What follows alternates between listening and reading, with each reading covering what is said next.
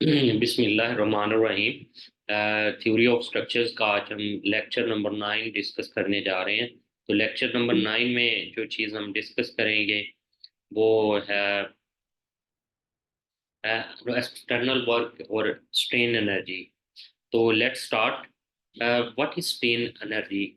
Strain energy जो है वो होती क्या है? External work and strain energy जो है ये हम डिस्कस करेंगे। तो बहुत से एनर्जी मेथड्स हैं। Most energy methods based on the conservation of energy principal.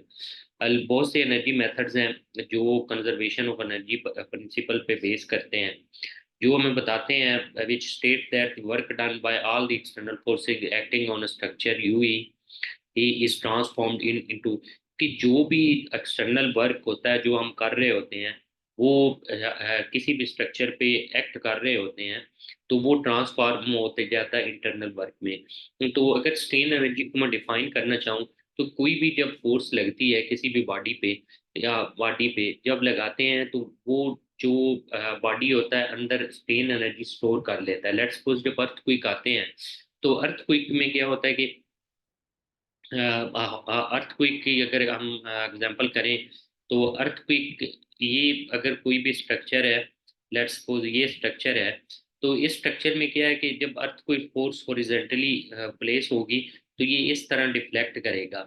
जब ये इस पोजीशन में जाता है स्ट्रक्चर, तो इस पोजीशन में क्या होता है कि ये स्ट्रेन एनर्जी, एक्सटर्नल वर्क इसने किया, इस एक्सटर्नल वर्क की वजह से जो है ये इंटरन स्ट्रेन एनर्जी स्टोर होगी। जब ये फोर्स रिमूव हो जाएगी, ये तो एक्सटर्नल फोर्स जब अर्थक्वेक स्टॉप हो जाएगा, तो ये स्ट्रेन एनर्जी जो है ये वापस इस ओरिजिनल पोजीशन में लाने में जो होती है यूटिलाइज हो जाती है। तो इसलिए एनर्जी मेथड्स जो है conservation of of energy principal पे काम करते हैं कि जितना भी एक्सटर्नल वर्क या फोर्सेस एक्ट करती हैं किसी भी स्ट्रक्चर पे, वो ट्रांसफॉर्म हो जाती है इंटरनल वर्क में स्ट्रेन एनर्जी। इंटरनल वर्क या स्ट्रेन एनर्जी भी कहते हैं, जिसको यूआई से करते हैं, और एक्सटर्नल वर्क या एक्सटर्नल फोर्सेस को यूई से डिनोट करते हैं। उसके बाद जो है वो इसके बाद हम जो है वो डिस्कस जो एक्सटर्नल, जितना एक्सटर्नल वर्क होता है उतना ही इंटरनल वर्क होता है। तो अगर हम ये एग्जांपल ये करें, तो इसमें एक चीज कि ये एक कोई भी स्ट्रक्चर है जिसका लेंथ जो है वो एल है। अगर इस पे फोर्स एफ लगे, तो ये डिफॉर्मेशन डेल्टा जो है वो प्रोड्यूस करेगी। तो ये फोर्स जो एक्सटर्नल वर्क है, ये external work is equal to होता है एफ डी एक्स के। तो अगर हम इसकी इंटीग्रेशन करें 0 to x तक, तो एफ डी एक्स आ गया।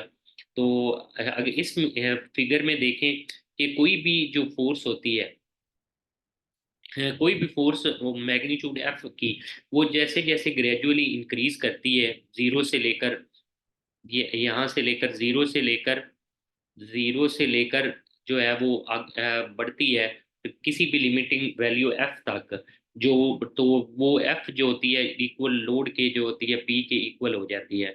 तो और फाइनल इलोंगेशन जो होती है उसमें वो किसके बराबर हो जाती है? ये डेल्टा। कोई भी जो फोर्स एफ है वो जीरो से किसी भी लिमिटिंग वैल्यू तक बढ़ती है, F is equal to P होता है। तो वो जो इलोंगेशन होती है ऑफ द बार जो होती है वो डेल्टा के बराबर हो जाती है। तो इसलिए जो ये इलोंगेशन है F is equal to P over delta X के इक्वल हो जाएगी। तो ये क्या, हम एफ की वैल्यू पुट की तो पी ओवर डेल्टा एक्स आ जाएगा हमारे पास। अब इंटीग्रेशन है 0 to डेल्टा। इंटीग्रेशन में क्या होता है कि जो जिस लिहाज एक्स के लिहाज से हम जो इंटीग्रेशन कर रहे हैं, तो एक्स में ये वन, अन इसकी पावर है एक्स की, तो वन एक ऐड हो जाएगा। जितनी पावर्स होती है उतनी ऐड हो जाती है। 1 + 1, जितनी पावर्स हुई टू होगी, तो टू से डिवाइड हो जाएगा। तो ये इंटीग्रेशन है। अब 0 to डेल्टा जब इंटीग्रेशन के बाद हमने वैल्यूज लगाई, तो सबसे पहले डेल्टा की वैल्यू पुट की, तो P delta square over two delta minus zero ही हो जाएगा।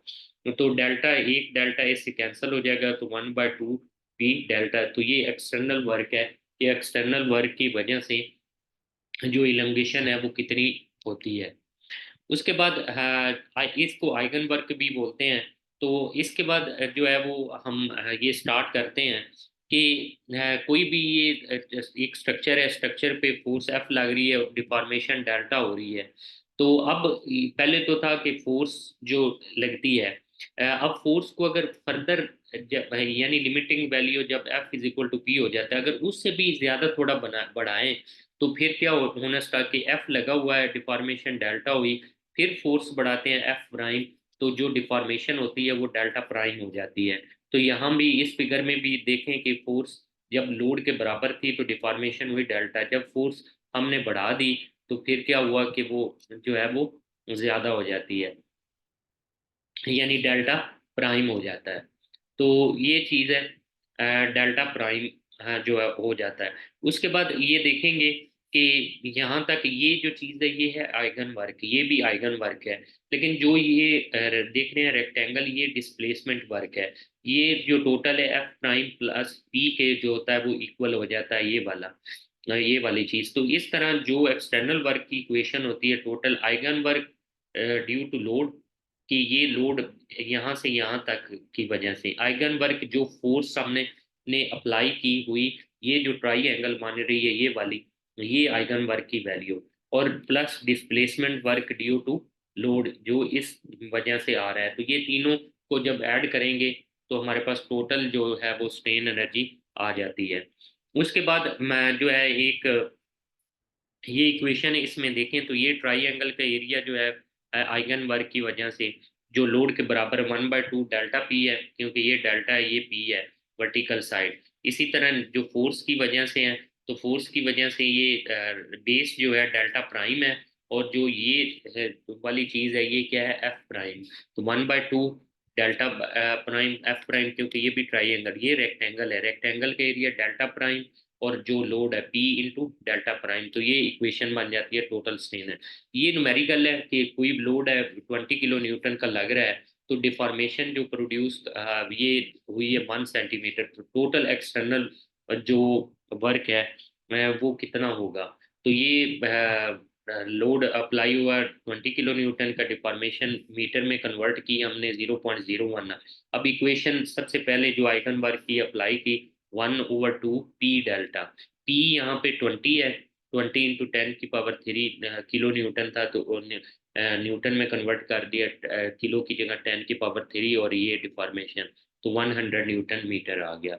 अब नेक्स्ट एग्जांपल जो है वो डिफॉर्मेशन हुई पहले 15 पी, यानी फोर्स थी जो लोड के बराबर थी तो 0.7। अब फर्दर जब फोर्स इंक्रीज हुई तो सेकंड केस में तो 5 किलो न्यूटन, 15 किलो न्यूटन ने तो ये प्रोड्यूस किया, 5 किलो न्यूटन जब बढ़ाया तो उसने 0.25 सेंटीमीटर और डिफॉर्मेशन प्रोड्यूस कर दी। तो फिगर में भी ये देखें 0.075 है, तो इसमें जब मीटर में है ये वाला, तो ये 0.01, क्योंकि 1 सेंटीमीटर हो जाएगा, तो ये 0.01। अब इक्वेशन वही हम अप्लाई करेंगे, तो जो इक्वेशन है ये वाली इक्वेशन, इसमें देखें 1/डेल्टा लोड की वजह से आइगन वर्क, फोर्स की वजह से आइगन वर्क, और ये ट्राई कि इसका जो है एरिया ट्राइंगल का, इसका एरिया और इसका एरिया, तो तीनों की वैल्यू पुट करेंगे। अब 1/2 पहला जो डेल्टा, डेल्टा पहले में 0.0, लोड कितना था 15 था, तो दूसरे में भी जो लोड है यहाँ पे फोर्स जो इंक्रीज हुई, टोटल तो ये यहाँ पे 20 लेकिन ये 5 है, ठीक है, ये जो प्रोड्यूस हो रही है तो 5 आ जाएगा आएगा, और जो डिफॉर्मेशन हुई है 0.25। इसमें ये देखें लोड पी आएगा प्लस 15 आएगा, और जो डिफॉर्मेशन हुई है ये यहाँ से यहाँ तक 0.025। जब इसको हमने सिंप्लीफाई किया तो 100 न्यूटन मीटर आ गया। हमारे पास टोटल जो एक्सटर्नल वर्क है या टोटल लोड है, हमारे पास ये टोटल एक्सटर्नल वर्क एनर्जी आ गई है हमारे पास। उसके बाद सिमिलरली ये तो था फोर्स की वजह से। अब अगर मूवमेंट की वजह से है तो जैसे डी एक्स था, तो यहाँ पे क्या कि मूवमेंट की वजह से रोटेशन होती है तो थीटा आ जाएगा, और कोई इसमें चेंज नहीं है, डी थीटा है इंटीग्रेशन की, तो 1/2 m थीटा, थीटा आइगन वर्क आ गया, वहां पे पी डेल्टा था तो यहाँ पे एम थीटा आ गया। जैसे ये है। अब सिमिलरली जब मोमेंट को हम इंक्रीज करते हैं फोर्स लग रही होती है, मूवमेंट के इक्वल होती है, फर्दर मूवमेंट को बढ़ाएंगे तो डेल्टा प्राइम डेल्टा थीटा और जो है वो रोटेशन आ जाएगी। इसमें भी दो आइगन वर्क और एक डिस्प्लेसमेंट वर्क। तो इक्वेशन जो है वो पी डेल्टा की जगह, पी की जगह जो लोड की जगह मूवमेंट आ जाएगा और डेल्टा की जगह यहाँ पे थीटा आ जाएगा। बाकी कोई चीज नहीं है प्रीवियस इक्वेशन में। तो ये आइगन वर्क है ड्यू टू लोड, ये आइगन वर्क है ये फोर्स की वजह से ये वाला, और ये डिस्प्लेसमेंट वर्क है ड्यू टू लोड ये वाला। उसके बाद हम डिस्कस करते हैं strain energy. Strain energy due to axial force, bending movement, movement की वजह से, टॉरियन की वजह से और shear की वजह से जो है स्ट्रेन एनर्जी प्रोड्यूस होती है। तो लोड जो है वो डिफॉर्मेशन डेल्टा पी प्रोड्यूस कर रहा है। तो स्ट्रेस स्ट्रेन अगर डायग्राम में हम देखें तो जो एक्सटर्नल वर्क होता है वो इसका एरिया करें तो ये 1/2 बेस जो है स्ट्रेन है, और जो वर्टिकल साइड है हमारी स्ट्रेस है तो इसके बराबर। तो हमें पता होता है कि जो यंग्स मॉडुलस है वो होता है स्ट्रेस ओवर स्ट्रेन के बराबर होता है। तो स्ट्रेन एनर्जी जो एनर्जी जो होती है वो एक्सटर्नल वर्क के बराबर है। हमने फर्स्ट स्लाइड में भी ये चीज जो है वो कवर की है। जब स्ट्रेन एनर्जी उसके बराबर है तो यू जो है ये वैल्यू इधर पुट की तो 1/2 सिग्मा स्ट्रेस स्ट्रेन आ गया। तो सिग्मा की वैल्यू हम पुट करेंगे यहाँ पे जो है ये स्ट्रेन की वैल्यू क्या है, क्या है सिग्मा ओवर यंग्स मॉडुलस। तो यंग्स मॉडुलस ये हमने पुट कर दी। तो जो नॉर्मल स्ट्रेस होती है वो क्या होती है, normal axial force divided per unit area के बराबर। ये वैल्यू पुट कर दी हमने स्ट्रेस की। तो ये इसको सिंप्लीफाई किया, एन ओवर ए आ गया। तो ये सिंप्लीफाई किया तो स्ट्रेन एनर्जी जो है due to axial force N square over 2 E A आ जाता है। इसी तरह जो है बेंडिंग मूवमेंट है। बेंडिंग मूवमेंट में जो है वो क्या है, बेंडिंग मोमेंट सिग्मा ई है। तो वैल्यू पुट की हमने हमने सिग्मा स्क्वायर ओवर ई। तो बेंडिंग मोमेंट जो तो में होती है, जो बेंडिंग स्ट्रेस होती है वो एम वाई ओवर आई होती है। नॉर्मल में जो होती है N over A M Y, but bending stress में ये होती है। तो इसको हमने सिंप्लीफाई किया M Y over I square.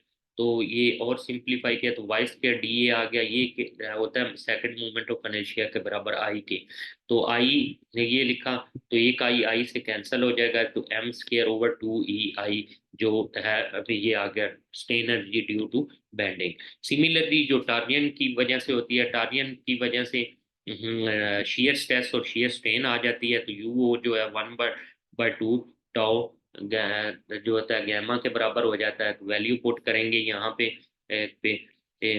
तो सिमिलरली जो नॉर्मल स्ट्रेस स्ट्रेन में यंग्स मॉडुलस होता है, यहाँ पे मॉडुलस ऑफ रिजिडिटी आएगा G over delta shear over gamma. तो ये पुट की टाउ स्क्वायर। तो टाउ जो होता है वो किसके बराबर होता है, टी पी ओवर जे के बराबर। तो वो वैल्यू इधर यहाँ पे पुट कर देनी है हमने। तो रो स्क्वायर इंटू डी ए आएगा। तो ये होता है पोलर मोमेंट ऑफ इनर्शिया जे के बराबर।